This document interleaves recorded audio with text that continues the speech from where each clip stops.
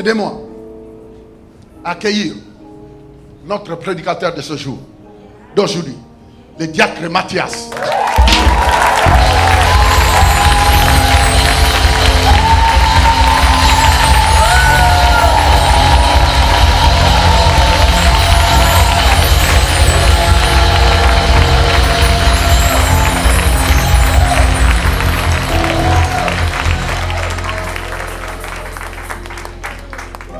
Prions.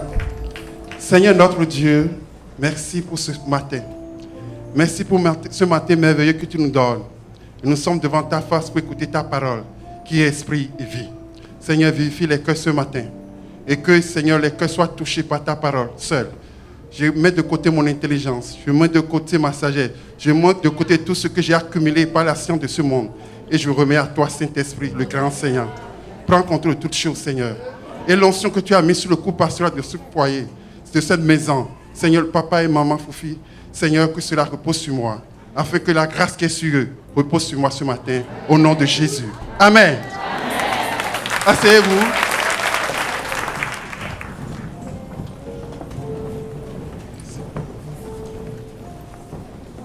Nous allons prendre la parole de Dieu dans 1 Samuel. Premier chapitre. Le livre de Samuel est dédié au grand homme de Dieu Samuel. Et Dieu a jugé bon de parler comment il est né, de parler de sa mère. Parce qu'il y a beaucoup de prophètes, nous ne connaissons pas comment ils sont nés. Mais Dieu a jugé bon d'inscrire dans sa parole la naissance de Samuel. Et surtout de la merveilleuse femme qui est Anne, son maman. Nous allons l'histoire de Anne. Donc, à partir du verset 9, nous lisons la parole de Dieu. Anne, donc 1 Samuel, chapitre 1, à partir du verset 9. Anne se leva, après que l'on eut mangé et bu à Silo. Le sacrificateur Élie était assis sur ce siège, près de l'un des poteaux du temple de l'Éternel. Et l'amertume dans l'âme, elle pria l'Éternel et versa des pleurs. Elle fit un vœu en disant, Éternel des armées, si tu daignes regarder l'affliction de ta servante, si tu te souviens de moi, et n'oublie point ta servante, et si tu donnes à ta servante un enfant mâle, je le consacrerai à l'Éternel pour tous les jours de sa vie, et le rasoir ne passera point sur sa tête. Comme elle restait longtemps en prière devant l'Éternel, Élie observa sa bouche. Anne parlait dans son cœur et ne faisait que remuer les lèvres, mais on n'entendait point sa voix. Élie pensa qu'elle était ivre. Et il lui dit, jusqu'à quand seras-tu dans l'ivresse? Fais passer ton vin. Anne répondit, non, mon Seigneur, je suis une femme qui souffre en son cœur. Je n'ai bu ni vin, ni boisson enivrante, mais je répandais mon âme devant l'Éternel. Ne prends pas ta servante pour une femme pervertie, car c'est l'excès de ma douleur et de mon chagrin qui m'a fait parler jusqu'à présent. Élie reprit la parole et dit, va en paix et que le Dieu d'Israël exauce ta prière que tu lui as adressée. Elle dit que ta servante trouve grâce à tes yeux. Et cette femme s'en alla. Elle mangea et son visage ne fut plus le même. Ils se levèrent de bon matin et après s'être prosternés devant l'Éternel, ils s'en retournèrent et revinrent dans leur maison à Rama. Elkana connut Anne, sa femme, et l'Éternel se souvient d'elle. Dans le cours de l'année, Anne devint enceinte et elle enfanta un fils qu'elle nomma Samuel. Car, dit-elle, je l'ai demandé à l'Éternel. Amen. Amen. Avant de continuer, nous allons lire un second passage, toujours dans 1 Samuel, chapitre 2, 18 à 21. Ça, dans le livre de Samuel, c'est les derniers moments qu'on a parlé de sa maman. On a parlé de sa maman dans Samuel 2, et c'est les derniers versets qu'on parlait d'elle. Ce sont des versets très, très importants.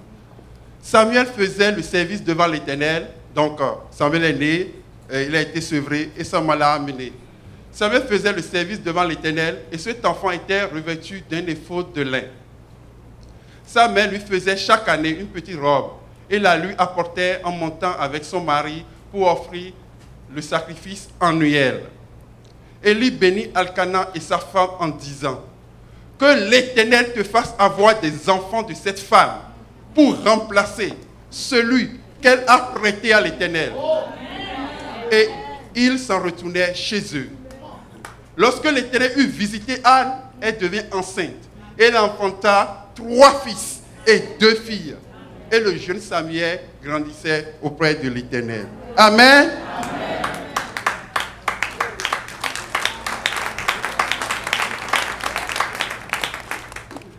Anne, on l'a présentée dans le premier chapitre. Dans le premier chapitre, on l'a présentée avant qu'elle prie.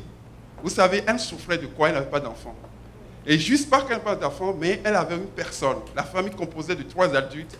Il avait Elkana, il avait Pélina et il avait Anne. Et on dit Elkana aussi est coépouse de Anne. Et Elkana avait des enfants. Et Anne n'en avait pas. Pélina avait des enfants et Anne n'en avait pas. Elkana était le mari. Et ces 3 personnes, jusqu'à ce qu'on lit le verset 9, ils ont eu 3 attitudes. Le premier, la coépouse, qu'est-ce qu'elle faisait? La Bible dit qu'elle faisait ce que moquer de Anne. Et vous savez, aujourd'hui, c'est ce qui ressemble à notre vie. Les gens essaient de se moquer de nous. Et quand ils se moquent de nous, pourquoi? Il y a un verset qui m'a troublé. C'est le verset 7. Et toutes les années, il en était ainsi. Chaque fois Anne montait à la maison de l'Éternel, Pélina la mortifiait de la même manière. Alors elle pleurait et elle ne mangeait point. Verset 6 avant dit, ça arriva à lui prodiguer les mortifications pour la porter à s'irriter de ce que l'Éternel avait rendu stérile. Donc le mot cherche à nous irriter contre Dieu. On va dire, tu vas à l'église, mais qu'est-ce qui passe avec toi? Ta vie, qu'est-ce qui passe? Nous, on est mieux que toi. Les gens font des comparaisons. Ils cherchent à ce que tu irrites contre l'Éternel. La deuxième catégorie des personnes qu'on peut avoir autour de nous, donc les gens qui se moquent de nous, la deuxième catégorie, c'est Elkana. Qu'est-ce qu'Elkana faisait? Elkana flattait sa femme. Non, elle n'avait pas le pouvoir de faire quelque chose. Oui, verset 8, on dit, Elkana, son mari, lui disait, Anne, pourquoi pleures-tu et ne manges-tu pas? Pourquoi ton cœur est-il attristé? Est-ce que je ne vaux pas toi mieux que 10 fils? Est-ce que c'est vrai? Qu'un mari vaut que plus 10 fils? Non, c'est ça. Donc dans le monde, nous avons 2 catégories de personnes quand on sont dans les problèmes. Les gens qui vont se moquer de nous, les gens qui vont essayer de nous conseiller, nous frapper, nous flatter, mettre du baume. C'est ça. C'est pourquoi nos yeux doivent quitter les humains. Parce que pendant longtemps, elle n'a pas compris, elle ne fait que pleurer. Ça, c'est la réaction normale des hommes. Réaction naturelle. On pleure, on pleure, on pleure. On verse les larmes. Mais rien ne bouge. Vous savez, j'ai éduqué mon corps à être comme une armée. Je ne pleure pas. C'est rare. Parce que j'ai compris que les pleurs ne changent pas quelque chose. Les gens vont croire que je suis dur de cœur, je m'en vais dans les enterrements, je ne pleure. Non, parce que j'ai compris une chose. Les pleurs n'ont jamais rien remplacé. Mon papa m'a toujours dit, biologique, il m'a dit, tu vas pleurer, ça ne change pas Dieu. Ça ne le touche pas. Ça ne le touche pas. Ça ne le touche pas les pleurs. Donc nous ne devons pas réagir de façon émotionnelle face à nos problèmes. Nous devons plutôt faire ce qu'elle a fait. Elle a compris. Qu'est-ce qu'elle a compris? La prière. Elle est partie de la présence de Dieu. Elle a essayé agenouiller. Elle a prié. Et qu'elle a prié? Pourquoi j'ai fait passer son test de toutes les étapes de sa prière? Parce que vous allez voir, elle n'a pas prié de façon conventionnelle. Oui, parce que s'il avait prié de façon conventionnelle, le prophète ne serait pas trompé. On l'appelle le souverain sur le cadre s'est trompé. Parce qu'elle priait d'une manière bizarre, spéciale. Ce jour-là, elle était spéciale. Donc, l'homme de Dieu, même s'il s'est trompé. C'est-à-dire que naturellement, Anne n'était pas là. Elle était connectée. Parce qu'elle a compris que ce jour, je devais sortir avec une réponse. Vous savez, il y a des situations qui doivent vous pousser comme ça. Vous poussez, vous dites, maintenant je veux une réponse. Maintenant je veux voir la face de Dieu. Oui, j'ai assez écouté les enseignements, assez écouté les témoignages. Mais aujourd'hui, moi-même, je vais avoir mon témoignage. Et tu vas dans la présence de Dieu. Dieu a dit de l'évoquer. Il dit, va répondre. Alors, soit ce livre est vrai, soit c'est faux. Mais ce livre est vrai. C'est vrai, ça existe avant moi. Ça va exister après moi si Jésus ne revenait pas. Jésus a dit, aucun iota ne va quitter cette parole. c'est que Dieu est vrai. Dieu est vrai. Alors, Anne a pris tout son courage et elle a prié de tout son cœur. Elle a invoqué l'Éternel. Et le Saint-Esprit va lui communiquer quelque chose de très spécial. C'est de cela que je vais parler ce matin. Le Saint-Esprit a communiqué de faire un vœu. Vous savez, je dis toujours, c'est bon de prier. C'est bon quand nous faisons les choses par émotion. Mais j'aime les choses qui viennent du ciel. On a chanté un chant dit le transfert du ciel sur la terre. C'était en ce moment. Dieu avait un besoin dans sa maison. Dieu avait besoin de quelqu'un pour le servir. Et Dieu lui a inspiré cela. Vous allez comprendre maintenant pourquoi. Dieu lui a inspiré cela. Et quand elle a fait ses promesses, l'année suivante, elle a vu Samuel. Mais pourquoi je ne suis pas arrêté là? Parce que tout le temps les gens prêchent le miracle de Samuel, ils s'arrêtent là. Non, le plus grand des miracles vient encore après. Parce que quand vous lisez le chapitre 2, qu'est-ce qui s'est passé? Il a honoré son vœu. À 5 ans environ, ce que selon les Juifs, le sevrage est arrivé. Il a pris Samuel et l'a donné. Un seul enfant que tu as. Et tu le donnes encore à Dieu. Et ce n'est pas que l'enfant était dans les environs. Il venait voir l'enfant annuellement. Quand vous regardez bien, pour le sacrifice annuel, c'est que quand je regarde ça, je dis comment elle pouvait garder l'enfant, dire que l'enfant, quand il aura 21 ans, je vais le laisser partir. Non. Elle a laissé partir l'enfant. Et quand elle a laissé partir l'enfant, elle a obéi à une loi spirituelle. Et cette loi l'a suivi. La multiplication l'a suivi. Vous savez, Anne a pleuré. Elle a versé tout son cœur pour avoir Samuel. Elle a prié de toute son âme. Elle a prié de tout. Mais pour avoir 5 enfants, 3 garçons, 2 filles, Anne n'a pas prié. Anne n'a pas prié. Anne n'a pas prié. Anne a posé un geste. Et la bénédiction l'a suivi. C'est pourquoi le thème de ce matin, je n'ai pas encore donné, c'est que Dieu en premier. Dieu en premier. Tout ce que nous faisons, mettez Dieu en premier. Et vous allez voir. Vous allez voir. Parce que nous nous arrêtons dans nos petits calculs.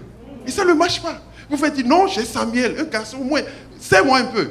Vous savez, quand je regarde aujourd'hui, ma fille, elle est un peu grande, elle a 10 ans, elle nous sert à la maison, mais je ne fais plus la vaisselle. Moi, je me fais beaucoup la vaisselle. Maintenant, je dis, c'est toi. J'ai ma petite fille Donna, quand j'arrive, elle ramasse mes souliers, elle range tout, elle dit, pourquoi je vais t'aider. Mais un enfant, c'est une aide. Mais elle s'est partie. Elle s'est détachée de Samuel. Elle s'est détachée de Samuel. Mais Dieu l'a donné combien? 5 autres. Il n'y a pas de juste un autre Samuel.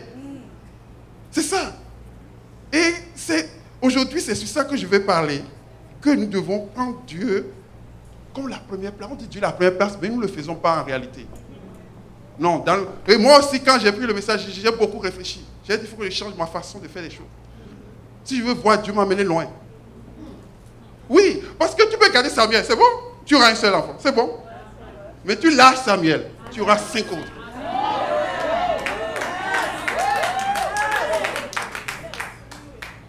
Dans Somme 37, verset 4, la parole de Dieu dit, les faits de l'éternité délice, et il te donnera ce que ton cœur désire. Pas ce que tu as prié pour, pas pour ce que tu as jeûné pour. Vous savez, quand je jeûne en désordre, je jeûne pas par là. Moi, ma femme me connaît, elle me comprend. Quand il dit non, on ne prie pas comme ça. On ne prie pas en désordre, non. Parce que vous savez, les gens prient pour l'avoir prié. Ils jeûnent leur pas jeûner, et puis il attrape même le cancer. Pas le cancer, l'ulcère d'estomac. Parce qu'ils sont restés 3 jours, tu n'as pas demandé cela. Dieu a bien dit ici, fais de l'éternité délice, il te donnera ce que ton cœur désire. Même ce que tu n'as pas prié pour. Mais fais de l'éternité délice, c'est quoi? Pensez premièrement à Dieu, à son œuvre, à ce qui le touche, les âmes. Supporter son œuvre, donner son temps. Je dis souvent ici que l'église n'est pas un hôtel. Un hôtel, ça dit quoi? Tu viens, tu payes, c'est fini. Mais c'est comme une entreprise, tu dois t'impliquer toi-même. Impliquer ta vie. Et tu auras des récompenses. Je vais donner, quand j'ai médité ce texte, j'ai dit à Dieu, je veux d'autres exemples dans la Bible. Et il m'a donné 2 exemples. Le premier, C'est la femme de Sarepta que vous connaissez bien. 1 Roi 17, 8 à 16.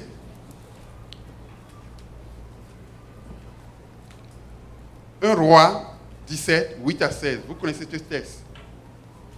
Alors la parole de l'Éternel lui fut adressée en ces mots. Lui, c'est Élie, le prophète de Tishbite.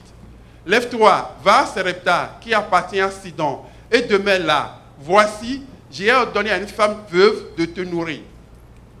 Il se leva et alla à Sarepta. Comme il arrivait à l'entrée de la ville, voici, il avait là une femme veuve qui ramassait du bois. Il appela et dit, va me chercher, je te prie, un peu d'eau dans un vase, afin que je boive. Et elle alla en chercher. Il appela de nouveau et dit, apporte-moi, je te prie, un morceau de pain dans ta main. Et la femme, elle répondit, l'Éternel, ton Dieu est vivant. Je n'ai rien de cuit. Je n'ai qu'une poignée de farine dans un pot et un peu d'huile dans une cruche. Et voici, je ramasse 2 morceaux de bois. Puis je rentrerai et je préparerai cela pour moi et pour mon fils. Nous mangerons et après quoi, nous mourrons. Élie lui dit, ne crains point, rentre, fais comme tu as dit. Seulement, prépare-moi d'abord avec cela un petit gâteau. Et tu me l'apporteras. Et tu en feras ensuite pour toi et pour ton fils. Car ainsi parle l'Éternel, le Dieu d'Israël, la farine qui est dans le pot ne manquera point. Et l'huile qui est dans la cruche ne diminuera point. Jusqu'au jour où l'Éternel fera tomber de la pluie sur la terre, sur la face du sol. Verset 15. Elle alla et elle fit selon la parole d'Élie. Et pendant longtemps, elle eut de quoi manger, elle et sa famille, aussi bien qu'Élie. La farine qui était dans le pot ne manqua point, et l'huile qui était dans la cruche ne diminua point, selon la parole que l'Éternel avait prononcée par Élie. Amen. Amen. Nous voyons là aussi l'exemple. Une femme veuve, on dit veuve, et elle sait que ce qui reste, c'est juste manger et mourir. Mais c'est sur cette personne que Dieu envoie Élie pour le nourrir. Et Élie va dire quelque chose, donne-moi d'abord. Parce que quand on dit d'abord, c'est quoi? Tu mets Dieu en première place. Et c'est un signe de confiance. C'est un signe de confiance que tu dis Dieu, toi d'abord. Mon argent, c'est toi d'abord. Mes enfants, c'est toi d'abord. Ma maison, c'est toi d'abord. Et Dieu, qu'est-ce que la parole a dit? Il n'a pas manqué.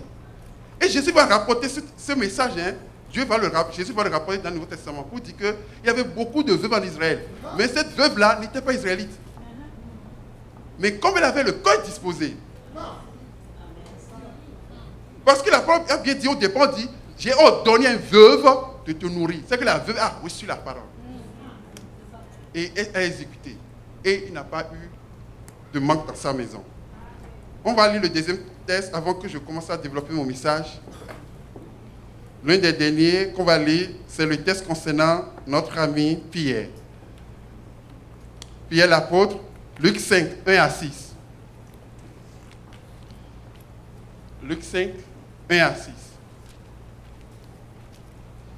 Comme Jésus se trouvait auprès du lac de Génézareth et que la foule se pressait autour de lui pour entendre la parole de Dieu, il vit au bord du lac 2 barques, d'où les pêcheurs étaient descendus pour laver leurs filets. Il monta dans l'une de ces barques qui était à Simon, et il le pria de s'éloigner un peu de la terre. Puis il s'assit, et de la barque, il enseignait la foule. Lorsqu'il eut cessé de parler, il dit à Simon, « Avance en pleine eau, et jetez vos filets pour pêcher. » Simon lui répondit, « Maître, nous avons travaillé toute la nuit, sans rien prendre. Mais, sur ta parole, je jetterai le filet. » L'ayant jeté, il prit une grande quantité de poissons et leurs filets se rompèrent. Dernier verset 7. Il fit signe à leurs compagnons qui étaient dans l'autre barque de venir les aider. Il vint et il remplit les 2 barques, au point qu'elles s'enfoncèrent. Amen. Amen. Là, qu'est-ce que Pierre a fait lui aussi? Il a servi d'abord le Seigneur. Avec sa barque. Il a servi d'abord le Seigneur. Il a une grande bénédiction de servir d'abord Dieu. De mettre Dieu en premier. Dans nos calculs, de mettre Dieu en premier. C'est très important Pourquoi je dis cela? Parce que vous savez, tu peux prier et avoir des choses. Et pourquoi vous savez, quelqu'un n'a pas un emploi? Moi je dis, prie le Seigneur pour avoir un emploi. Et quand tu as un emploi, ça que l'emploi là, c'est comme on le dit souvent, c'est ta semence. Plus tu seras fidèle à faire des défis avec Dieu, tu vas monter. Mais si tu dis non, c'est bon, ça me suffit, ça arrive à combler mon mois, tu vas rester là. Dieu ne force personne. Vous savez, Dieu n'a pas forcé Anne. Hein?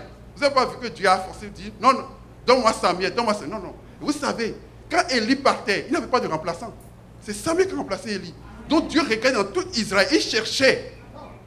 Il cherchait. Et quand elle a fait la promesse, Dieu a dit voilà, j'ai trouvé quelqu'un.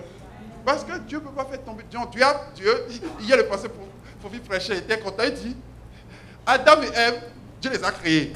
Mais nous tous les autres là, Dieu ne crée plus. C'est à travers la naissance. Il a mis déjà la loi là. La loi est déjà là. La loi de naissance est déjà là. Il n'y aura pas un enfant, quelqu'un qui va descendre du ciel. Donc, Dieu a besoin des hommes et des femmes pour faire entrer ses serviteurs sur la terre. Et qu'elle a trouvé quelqu'un disponible. Il a fait entrer Samuel. Et quand sa maman l'a consacré vraiment à Dieu, Dieu l'a remplacé. Oui, il a dit, l'enfant que tu as prêté à Dieu. Quand nous donnons à Dieu notre temps, notre argent, tout ce qu'on peut donner à Dieu, ce n'est pas de la perte. Non. Non. Et quand vous regardez tous ces exemples que j'ai donnés pour vous montrer qu'il y a une puissance, une bénédiction en ce qui concerne de donner d'abord à Dieu, de prendre Dieu en premier et de laisser lui faire. Et pour arriver à cela, la première des choses, c'est de développer l'écoute. Nous sommes tous ici maintenant, on peut dire le temps des offrandes, ou bien même des gens plus de la maison, on demande souvent ça. Chacun de nous, quand nous développons l'écoute de Dieu, Dieu va nous parler pour les situations. Et l'écoute, avant quand j'avais cru au Seigneur, je pensais que c'est juste les gens qui parlent de Dieu, qui sont les pasteurs, les apôtres. Non. Dieu a donné le privilège à tous ses enfants de venir l'écouter. Ce n'est pas juste lui parler. Parler, c'est prier à Dieu. Mais aussi l'écouter. Il nous a donné ce privilège. Ce n'est pas réservé à une classe fermée. Ce n'est pas comme un gouvernement dit qu'il y a les ministres proches du Premier ministre, les ministres qui sont un peu, les députés qui sont comme ça, ils sont rien, on les compte. Non, non. Dieu, tout le monde est égal. Si tu veux rentrer en sa présence, c'est libre. La voile est déchirée. Donc tu t'approches de lui, dis, je vais t'écouter, je vais avoir tes instructions, il faut te donner. Jérémie 33, 3 dit quoi? Invoquez-moi, je te répondrai. Je vais t'annoncer des grandes choses, des choses cachées que tu ne connais pas. Amen. Anne ne savait pas que Dieu avait besoin d'un remplaçant pour Élie. Mais parce qu'elle est connectée, Saint-Esprit lui a inspiré cela. Donc si nous voulons vraiment aller loin, soyons à l'écoute. Nous allons recevoir des révélations. Il y a des gens qui ont prié. Dieu a dit seulement, prends tout ce qui est dans ton compte, donne. D'autres ont prié. Le Seigneur a dit seulement, tu vois telle personne, fais tel geste pour lui. Mais nous, on est là seulement, on prie, on court. Comme je dis souvent, c'est quand on vient, papa, tu es là, bonjour, j'ai besoin de ça, je n'ai pas d'emploi, tu vois mon enfant est malade, ok, bye bye, bonjour. Nous, on ne prend pas le temps de l'écouter. De l'écouter. Pour qu'il nous donne des instructions, des clés. Des clés. Parce que vous savez, ici, tu peux lire la Bible, mais si l'Esprit Saint ne te guide pas, tu vas faire des bêtises, tu vas faire des choses. C'est Dieu qui nous inspire, qui nous parle. Et quand il a dit, c'est vrai, il dit, toute personne qui vient vers moi, je lui donnerai des révélations. Et quand on l'écoute, excusez-moi, pourquoi d'autres personnes n'aiment pas, peut-être à cause du numéro 2, ils n'ont pas un cœur obéissant. Quand tu écoutes Dieu, il faut avoir un cœur obéissant. Et quand on parle d'obéissance, vous savez, il y a 2 types d'obéissance. Oui, dans la parole de Dieu, on dit ne tue pas, ne mens pas. Oui, ça c'est l'obéissance basique. Ça c'est le basique. Moi j'appelle ça basique. On commence par là. Mais il y a l'obéissance de ce que tu entends dans ton cœur. Oui. Tu es en train de marcher comme ça, la chose te dit, parle du Seigneur à telle personne. Tu peux refuser, comme tu peux accepter. Personne ne verra que tu as fait un péché ou pas. Non. Mais tu as désobéi. Tu as désobéi. Tu as désobéi. Et tu sauras que le Seigneur ne va pas te laisser, il va te dire, tu as mal fait là. C'est pourquoi nous devons avoir un cœur obéissant. Entre Saul et David, c'était le cœur. C'était un problème de cœur. C'était un problème de cœur. L'obéissance. Parce que moi, un jour, j'ai comparé, j'ai dit, mais David a tué quelqu'un, a pris sa femme. Mais l'autre n'a pas fait grand-chose. Mais il n'était pas obéissant. Et il argumentait tout le temps. Dieu n'aime pas ça. Dieu aime le cœur simple. Tu l'écoutes et tu appliques. Moi, ce que je dis toujours à Dieu, j'ai dit, tout ce que tu me permettras de connaître, de recevoir de ta part, je vais l'appliquer. Je vais l'appliquer. Si je ne le sais pas, je le saurai, je ne sais pas. Mais quand tu le sais, tu as reçu dans ton cœur quelque chose, il faut obéir. Il faut obéir. Il faut obéir parce que si tu n'obéis pas, Jésus a dit quoi? Dans cette dernière parole, à partir de, dans Jean 14, Jean 15, Jean 16, Jésus va parler cette dernière parole de son cœur. Quelque part, il a dit que si vous accomplissez mes commandements, vous n'êtes plus mes serviteurs, vous êtes mes amis. Vous êtes mes amis. Donc l'obéissance à Dieu, c'est un privilège. Donc quand nous développons l'écoute, c'est pour obéir. Et quand on obéit, il faut être prêt à quelque chose. Le petit 3, être prêt au sacrifice. Vous savez, l'évangile commence par quelque chose, reçois le Seigneur et tu seras sauvé. Le salut est gratuit. Le salut est gratuit. Le salut est gratuit. Et ce mot gratuit tellement, c'est comme ça, trop pris d'emprise sur les chrétiens. Donc, ils croient que Jésus a tout fait, nous on croise les bras, c'est tout. Ayez l'esprit de sacrifice. Pour se détacher de Samuel, ce n'était pas facile. Anne a décidé de faire sacrifice. Pierre a pêché toute la nuit. Toute la nuit, hein, il n'a rien pris. Et je suis là en train de... Je viens de laver, j'ai commencé une mauvaise journée, comme quelqu'un peut le dire. Et Jésus vient dire, oh, avance-moi un peu, je vais prêcher. Oh, toi, tu viens d'où? Toute la nuit, moi, je n'ai pas dormi. Toute la nuit, je n'ai pas dormi et tu me dis d'avancer encore la bague. Non, non, cherche une autre personne. Moi, je suis en train de finir ma journée. Je suis fatigué, j'ai sommeil même. Je n'ai pas vu mes enfants depuis minuit jusqu'à maintenant. Toute la nuit, j'ai travaillé. Sorry. Il m'a dit ça. Elle est passée à côté. Mais il s'est sacrifié.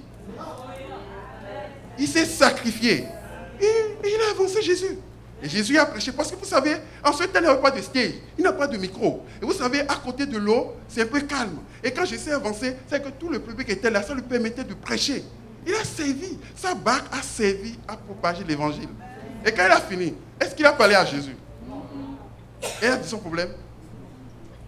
Jésus a dit seulement, je sais, Jésus connaît tout. C'est pourquoi j'aime Dieu. Il connaît toutes choses. Il connaît toutes choses. Il connaît toutes choses. Et c'est ça le plus important. Je vous dis la vérité. Des fois, ne comptez pas sur les hommes. Parce qu'il y a des choses que vous ne pouvez pas même les expliquer. Même mon épouse, des fois, elle explique des choses que je ne peux pas comprendre. Je dis, tu connais, c'est toi, Jésus, qui est mort pour elle. Prends soin.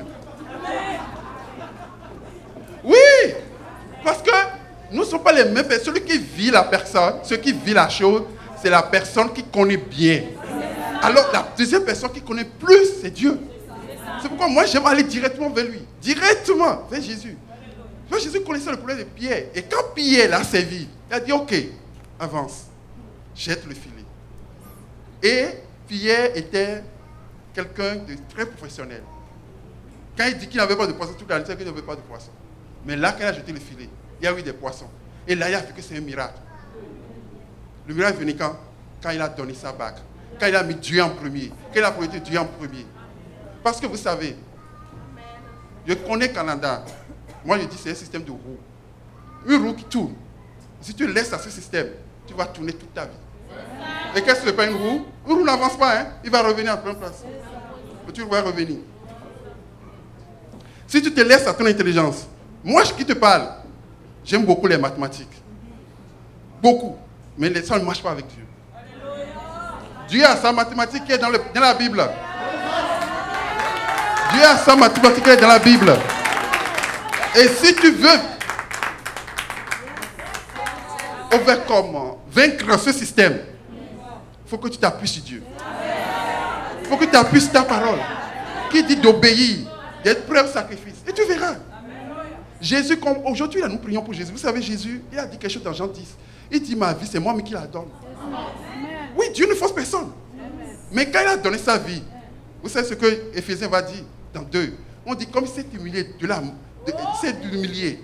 jusqu'à la mort de la croix. Dieu lui a donné un nom qui est au-dessus de tous les noms.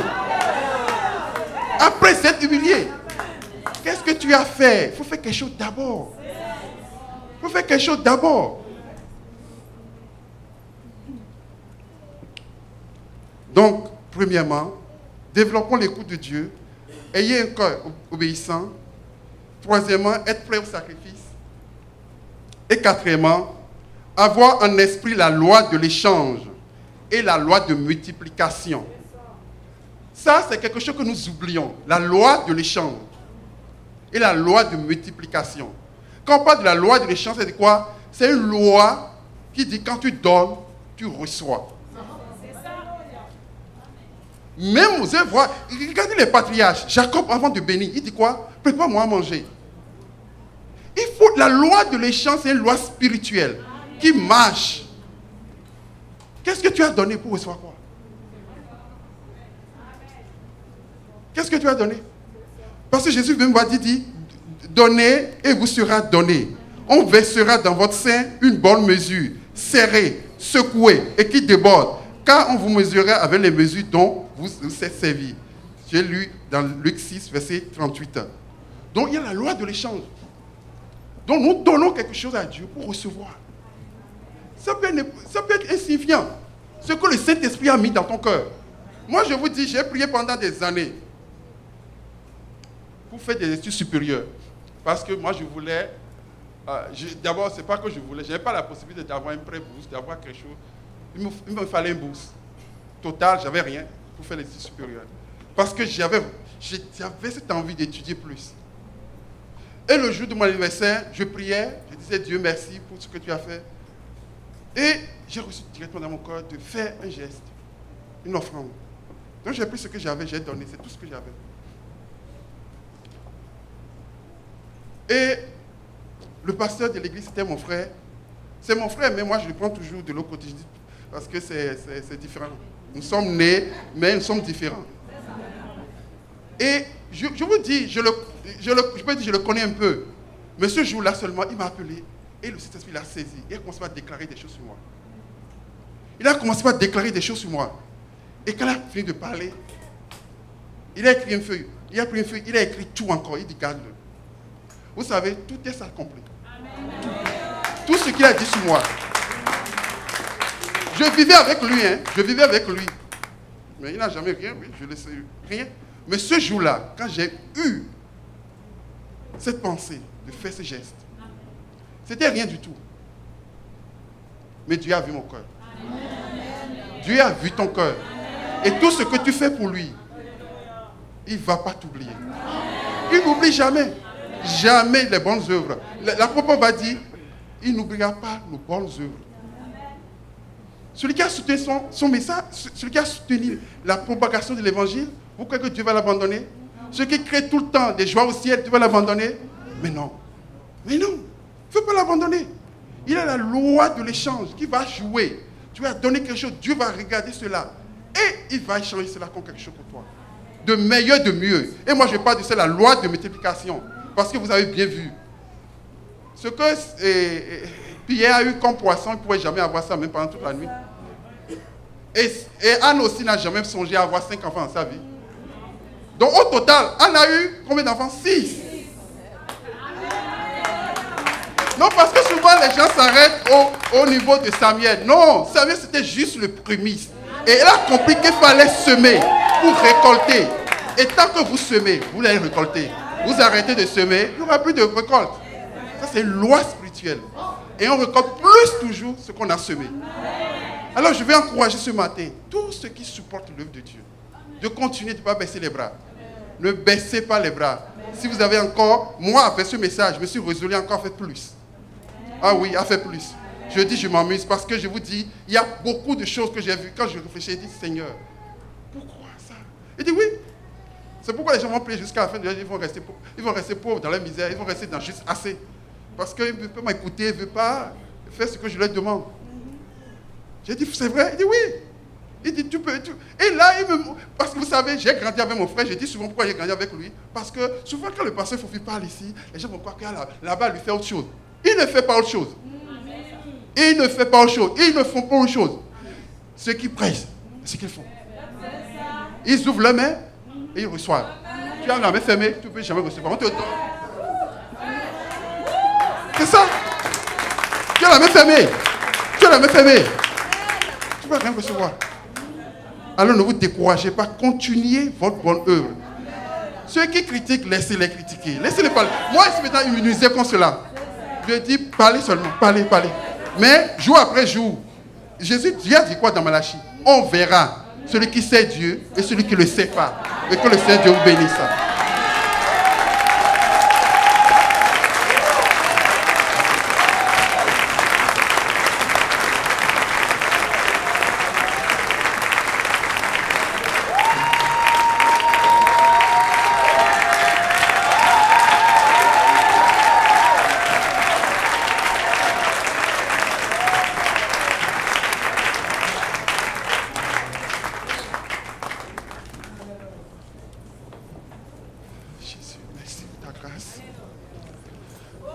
Nous allons lever la voix et prier.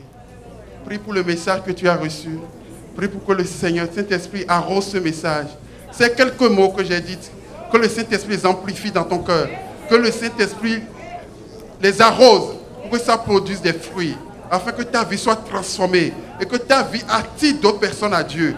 Parce que tu es le Dieu qui ne ment point. Sa parole est vivante et sa parole est puissante. Seigneur mon Dieu, je te dis merci pour ce matin. Merci pour ta parole que tu as déposée dans mon cœur pour ce peuple. Seigneur Dieu merveilleux, le Dieu tout-puissant, le Dieu glorieux, je recommande ce peuple dans tes mains. Afin que toi qui as mis ces paroles dans mon cœur, tu puisses, Seigneur, travailler dans leur vie. Saint-Esprit, afin qu'ils passent à un autre niveau. Seigneur, nous voulons voir chaque personne aller à un autre niveau avec toi. Parce que tu es le Dieu qui demeure, le même. Tu n'as point changé. Tous ceux qui t'ont fait confiance dans le passé, ils ont témoigné que tu es fidèle. Moi aussi, je pourrais témoigner que tu es fidèle. Eux aussi, ils vont témoigner que tu es fidèle. Alors, Seigneur, mon Dieu, Père, travaille dans leur vie. Agis dans leur vie et fais-leur du bien. Que cette parole, Seigneur, soit scellée par le sang de Jésus. Je refuse à l'ennemi de les voler. Je refuse aux dévoreurs de les voler. Je refuse à Satan de les voler. Mais je prie que ces paroles, Seigneur, soient ancrées dans le cœur. Que ces paroles donnent des fruits. Que des fruits visibles. Des fruits visibles. Afin que le monde sache que tu es un Dieu vivant. Père, je bénis ton Saint-Nom. Je te glorifie. Je te magnifie. Je t'exalte. Parce que tu es vivant. Que la gloire soit à toi. Que la magnificence soit à toi. Au nom puissant de Jésus. Béni soit ton nom. Amen.